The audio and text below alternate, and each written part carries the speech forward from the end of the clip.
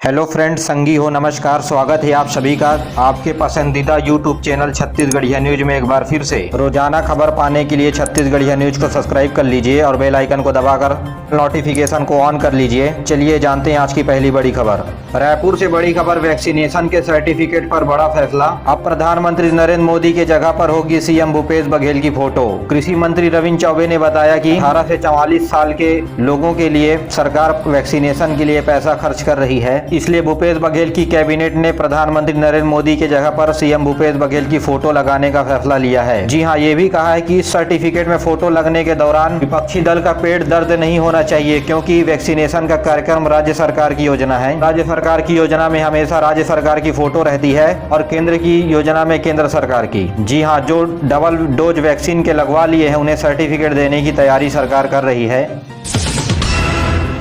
एक बार फिर से राज्य सरकार ने बड़ा कदम उठाया है। जी हां, प्रदेश में कोरोना से माता पिता खो देने वाले बच्चों की पढ़ाई का खर्च उठाएगी छत्तीसगढ़ सरकार। छत्तीसगढ़ सरकार महतारी दुलार योजना के तहत कोविड से अनाथ हुए बच्चों को संरक्षण देने जा रही है। यही नहीं, ऐसे बच्चे जिनके परिवार में गंवाने वाले सदस्य की मृत्यु हो गई है, उनके पढ़ाई का जिम्मा भी राज्य सरकार उठाएगी और ऐसे बच्चे को Swami Atmanand English medium school में प्रवेश में मिलेगी प्राथमिकता और उनकी कोई फीस भी नहीं ली जाएगी।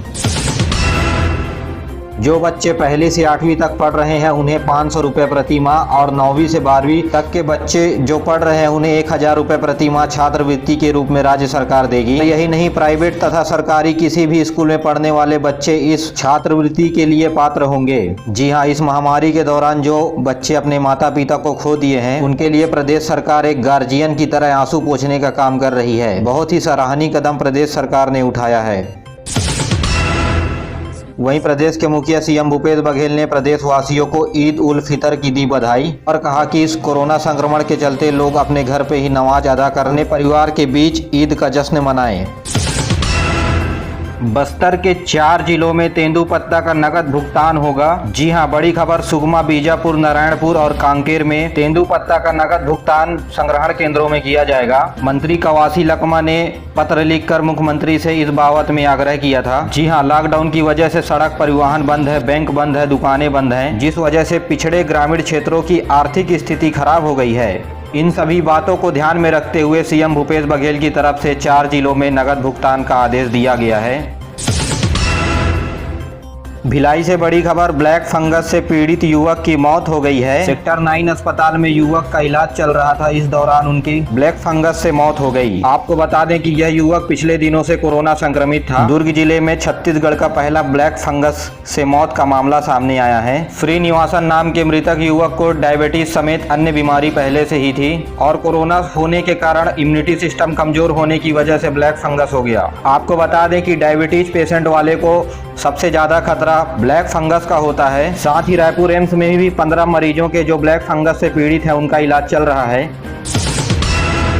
छत्तीसगढ़ में माध्यमिक शिक्षा मंडल के द्वारा असाइनमेंट के आधार पर 10वीं की रिजल्ट बनाने की प्रक्रिया शुरू हो गई है और प्रयास किया जा रहा है कि 20 मई तक 10वीं के रिजल्ट प्रकाशित कर दिए जाएं। आपको बता दें कि 10वीं में सभी छात्रों को पास कर दिया जाएगा। वहीं इस बार किसी आधार पर मेरिट नहीं बनाया जाएगा। प्रदेश में करीब 4 लाख छात्र प्रभावित होंगे इस रिजल्ट से।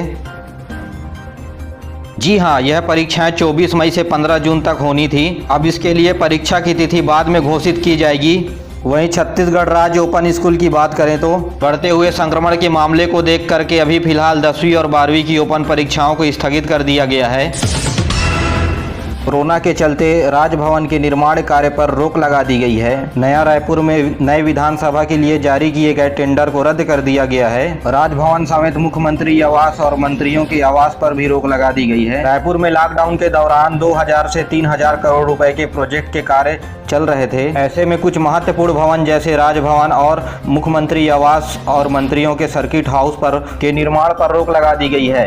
इसकी मुख्य वजह ये भी मानी जा रही है कि दिल्ली में संसद भवन का निर्माण अभी जारी है, 2023 तक बनकर तैयार हो जाएगा। इसको ध्यान में रखते हुए सोनिया गांधी ने इसका विरोध किया, जिसके बाद जेपी नड्डा ने निशाना साधते हुए छत्तीसगढ़ में बन रहे लॉकडाउन के दौरान राजभवन के निर्माण कार्य पर भी सोनिया गांधी का ध्यान आकर्षित किया। इस बात को ध्यान में रखते हुए सीएम भूपेश बघेल ने रोक लगा दी है। जी हां, देश और प्रदेश सरकार कोरोना की आड़ पर राजनीतिक कुश्ती अखाड़े में खेल रही है। छत्तीसगढ़ का नया विधानसभा भवन जहां विधानसभा की सत्र लगेगी, अगर हम इसकी खूबसूरती की बात करें तो यह 14 एकड़ में बनेगा और इस राजभवन की परिसर में मंत्रियों को रहने के लिए 164 आवास भी बनाए जाएंगे। 505 करोड़ रुपए की लागत से बनने वाले राजभवन का निर्माण काम 2 वर्षों में पूरा किया जाएगा और 8 एकड़ में अलग से सीएम हाउस बनाया जाएगा, जिसमें 6 बेडरूम, फैमिली और living room, private theatre, health centre और बड़ी लाइब्रेरी होगी। जान जाए पर जाम न जाए, ऐसा ही हाल प्रदेश में देखने को मिला। भिलाई में शराब दुकान के बाहर भीड़ देखने को मिल रही है। ऑनलाइन डिलीवरी नहीं मिलने के कारण लोग शराब दुकान पहुंच गए। पुलिस ने मौके पर पहुंचकर भीड़ को खदेड़ा। यह भीड़ अपने पैसे वापस लेने के लिए शराब दुकान पहुंची थी। आपको बता दें 2 दिनों में 7 करोड़ रुपए की शराब बुकिंग हुई है, लेकिन अब तक प्रदेश में ऑर्डर की गई शराब की 50% भी डिलीवरी नहीं हो पाई है। ऐसे में मदिरा प्रेमी नाराज होकर शराब दुकान पर पहुंचे। वहीं आबकारी मंत्री का कहना है कि हमने लोगों को नहीं बुलाया है पैसा वापस लेने के लिए। साथ में ये भी कहा है कि शराब दुकान की सुरक्षा के लिए दुकानों के बाहर सुरक्षा बल तैनात कर दी गई है। बड़ी खबर बिलासपुर से। अब छत्तीसगढ़ में भी कैदियों को पैरोल पर छोड़ा जाएगा। जिस तरह से जेलों में संक्रमण का खतरा मंडरा रहा है, उसे देखते हुए सुप्रीम कोर्ट ने 10,000 कैदियों को पैरोल पर छोड़ने के लिए आदेश दिया है। आपको बता दें कि 7 साल की सजा काट चुके कुछ कैदियों को भी पैरोल पर छोड़ा जाएगा।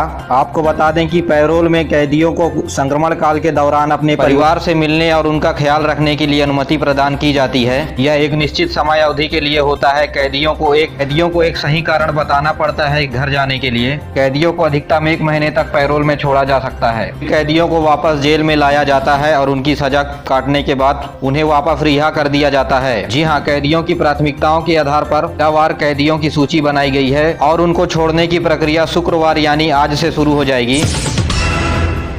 राजधानी रायपुर में 465 ऑक्सीजन कंसंट्रेशन दिल्ली से पहुंचे हैं। केंद्र सरकार ने राज्य सरकार को ये ऑक्सीजन कंसंट्रेशन उपलब्ध कराए हैं। जी हां, अब चाइना से भी भारत को मदद मिलने लगी है। कुल मिला के अब केंद्र सरकार की तरफ से 1000 ऑक्सीजन कंसंट्रेशन दे दिए गए हैं राज्य को। कोवैक्सीन के क्लिनिकल ट्रायल को मंजूरी मिल गई है। 2 से 18 आयु वर्ग के लिए दूसरे और तीसरी चरण के लिए वैक्सीन के क्लिनिकल ट्रायल को मंजूरी मिल गई है। Drugs controller journal of India यानी DCGI ने मंजूरी दी है। भारत बायोटेक 525 स्वयंसेवक संघ के बच्चों पर ट्रायल करेगा। ट्रायल पूरा होने के बाद आने वाले दिनों में बच्चों को भी टीकाकरण किया जा सकेगा। इसमें सफर हुआ लॉक। रायपुर से गुजरने वाली 4 और ट्रेनें को रद्द कर दी गई। पिछले 24 घंटे के दौरान कुल 12 ट्रेनों को रद्द करना पड़ा है। इसकी वजह मुख्य रूप से संक्रमण का खतरा बताया जा रहा है और यात्री भी यात्रा कम कर रहे हैं। छत्तीसगढ़ में अब कोरोना संक्रमण की रफ्तार थमती नजर आ रही है। वजह सरकार की ओर से टेस्टिंग लक्षण दिखते ही सुविधा उपलब्ध कराई जा रही है। साथ ही कोविड सेंटर में पर्याप्त बिस्तर और आवश्यक दवाओं की उपलब्धता ने प्रदेश की तस्वीर बदल दी है। प्रदेश में संक्रमण की दर 14% ही पहुंच गई है घटकर। साथ ही मौत का आंकड़ा भी लगातार कम हो रहा है। ऐसे में महामारी के बीच बहुत ही सुखद समाचार है। बीते दिनों मुख्यमंत्री ने मंत्रिमंडल के साथ बहुत ही अहम बैठक ली। इसमें कुछ निर्णय लिए गए। जी हां, बाजार आंशिक तौर पर 17 तारीख के बाद खुल सकेंगे, लेकिन 17 के बाद भी नाइट कर्फ्यू और संडे को लॉकडाउन पूरे प्रदेश में लगी रहेगा। इसलिए प्रदेश सरकार की तरफ से व्यापक योजना तैयार की जा रही है और अलग अलग समय पर अलग अलग दुकानों को खोलने की अनुमति दी जाएगी। महामारी और चुनावी हफरत के बीच छत्तीसगढ़ जनता कांग्रेस जोगी के अध्यक्ष अमित जोगी कसरत कर रहे हैं। जी हां, इस चुनावी कसरत में लोगों को अंबानी और अडानी बनाने का वादा दिखाकर व्यापारियों से चुनाव लड़ने के लिए चुनावी निवेश यानी फंड मांगा जा रहा है। 2022 के चुनाव लड़ने के लिए अभी अमित जोगी पैसा जुटाना शुरू कर दिए हैं। वीडियो पसंद आया तो वीडियो को लाइक करें। अगर आपने अभी तक चैनल को सब्सक्राइब नहीं किया है तो सब्सक्राइब करके बेल आइकन को ऑन कर ले ताकि न्यूज़ की जानकारी आप तक सबसे पहले पहुंचे। अब दीजिए मुझे इजाज़त, मिलते हैं अगले वीडियो में। तब तक के लिए जय हिंद, जय छत्तीसगढ़ और घर में रहे सुरक्षित रह के।